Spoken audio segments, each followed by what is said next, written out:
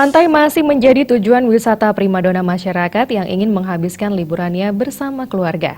Pada hari libur tahun baru ini, Pantai Sanur tetap menjadi lokasi favorit warga kota dan sekitarnya untuk bersantai bersama orang-orang terkasih. Lokasi wisata pantai pastinya akan diserbu banyak orang ketika malam pergantian tahun.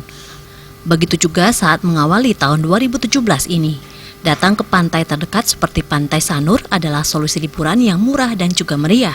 Cukup bawa tikar dan perbekalan sambil bermain dengan deburan ombak dan dimanjakan pemandangan pantai yang indah dapat membuat pikiran menjadi lebih segar. Para pengunjung di Pantai Sanur menyatakan berlibur ke pantai menjadi tempat favorit menghabiskan waktu liburan bersama keluarga. Dalam suasana menyambut tahun barunya niki, Tiang sengaja ngajak anak-anak sama istri juga biar dapat liburan untuk akhir tahun niki, untuk menyambut tahun barunya.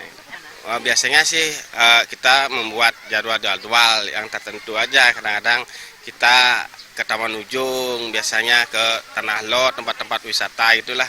Artinya untuk tahun ini Tiang belum fokuskan untuk ke Pantai Sanur untuk ini. Kenapa, Pak? Ya mungkin karena untuk Taman Ujungnya mungkin dianggap terlalu jauh sedikit lah. Karena juga biaya transport juga untuk tahun-tahun ini kita udah ya boleh dikatakan agak berkurang gitu lah. Berarti ini wisata murah ya, Mas? Ya kita mengetahui wisata murah aja. Biasa aja, liburan kerja soalnya. Kenapa Pantai Sanur jadi pilihan? Ya pengen aja biar dekat-dekat itu. Biar suasananya ini gimana. Sejak pagi, Pantai Sanur sudah ramai dikunjungi warga Kota Denpasar dan sekitarnya. Meski tidak seramai tahun lalu, suasana liburan tahun baru sangat terasa. Mereka dengan gembira berenang menikmati deburan ombak bersama keluarga.